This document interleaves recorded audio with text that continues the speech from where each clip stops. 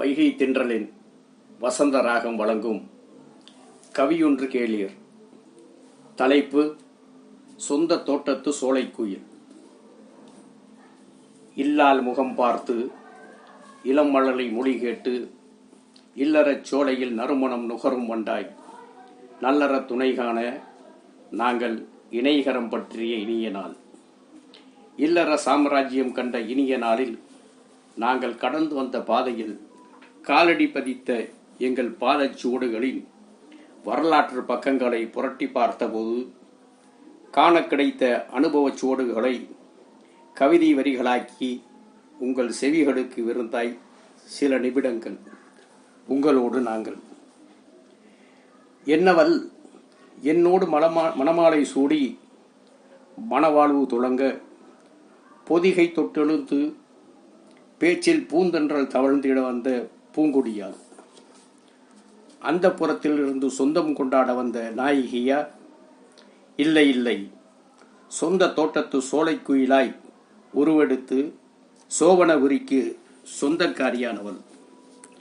அகம் தொட்ட பூரிப்பால் மனையறம் தொடங்க என் அன்னையவள் விருப்பத்தால் எனக்கு அருந்துணையாய் வாய்த்து இணைகரமான ஏந்திலையால் நெஞ்ச பூஞ்சோலையின் கோகிலமானவள் என்னுள் நிறைந்த பெண்மையிலால் கரம் பற்றிய நாள் முதல் நல் துணைக்கரமாய் துணை நிற்பவள். அறம் சார்ந்த உறவுக்கு ஆதார சுருதியானவள். துடிக்கும் இதயம் தோழ்ந்திடும் போது அனைத்திடும் இவள் கரம் ஆறுதல் திருக்கரமாய் ஆதாரமானவள். தாய்க்கு பின் தாங்கி பிடித்திடும் தாரமானவள். என் அன்னைக்கு பின் அருமருந்தாய் கிடைத்த அன்பின் அருட்கரம் இவளே. என் கனவுகளுக்கு சிறகுகள் பூக்க இறகுகள் தந்தவள். கனவுகள் வெல்ல காரணமான காரிகை. நான் வண்ணத்தொகை விரிக்க எண்ணத்தொகையாய் என்னுள் எழுந்தவள். கவிதைகள் தீட்டும் இந்த காவிய நாயகனின் காதல் வரலாற்றில் ஓவியமாய் ஒளிர்ந்திடும் ஒளிமயம் இவளேதான். நூர்ஜஹான் எனும் தன் பெயருக்கு ஏற்றார்போல் கனவுகள் மெய்ப்பட காரணமானவள். நினைவுகளை நிஜமாக்கிட நிகழ்வுகளுக்கு நிழலாய் உலா வந்த உயிரோவியம். பேரறிஞர் பெர்னாட் ஷாவின் பெருந்துணை பெருமாட்டி போல் சில நேரங்களில் என்னவள் என் எழுத்து பணிகளுக்கிடையே இடிமுழக்கம் செய்ததுண்டு. இடையூறு செய்ததில்லை, தடை போட்டு தடுக்கவில்லை, வேகத்தடையாய் விளங்கியவதுண்டு, தடைக்கல்லாய் தடுத்ததில்லை. பேரறிஞன் பேரும் புகழுடன் உரைக்கப்பட்டான். இந்த சாமானியன் காலச் சூழலிடும் கருமேகத்தால் மறைக்கப்பட்டான் என்பது மறுக்க முடியா உண்மை.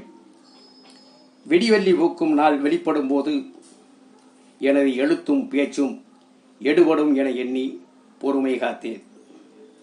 காலம் கனியும் வரை காத்திருந்தேன், பொறுமை நானும் பூத்திருந்தேன். நெஞ்சுக்குள் ஈரம் கசிந்தால் முள்காடும் பூக்காடாகும். பொறுமை பூத்திருந்தால் உள்ளமெல்லாம் பூந்தோட்டமாகும். இந்த உண்மையை உணர்ந்தேன். உள்ளம் புரிந்துவிட்டால் உண்மையில் தோல்வியில்லை. தக்க துணை தாரமானால் தடையென்று ஏதுமில்லை. சிந்தனைகள் சிறகு விரித்தால் காகிதக்கட்டில் கருக்குள்ளும் கற்பனை கனவுகள் யாவும் காலப்போக்கில் நனவாகும். உள்ளம் உறுதியானால் நம்மை உயரத்தில் ஏற்றி வைக்கும். உள்ளமது பள்ளமானால் பாதாளத்தில் தள்ளிவிடும். சிந்தையில் தெளிவிருந்தால் முயற்சி சீன பெருஞ்சுவர் போல் நீண்டிருக்கும். இந்த சூட்சுமத்தை புரிந்து கொண்டால் சச்சரவு ஏதுமில்லை, சஞ்சலங்களுக்கு இடமே இல்லை. என்னவர் உறவுகள் மேம்பட உறவு பாலம் கண்டவள். தலைமுறை சிறக்க தக்க துணையானவள்.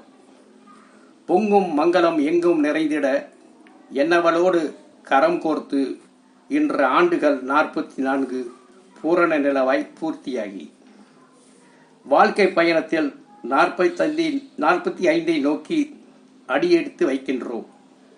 இன்னா 40ஐயும் இனியவை 40ஆய் இன்முக மலர்ச்சியால் ஏற்றுக்கொண்டது போல் இனி வரும் காலங்களும் இனிதாய் மலர்ந்திட இறையொருள் வேண்டுகிறோம். காலத்தின் வேர்கள் காட்டிய பாதையில் பாதை மாறாமல் பயணப்படும் எங்களது பாதங்கள்.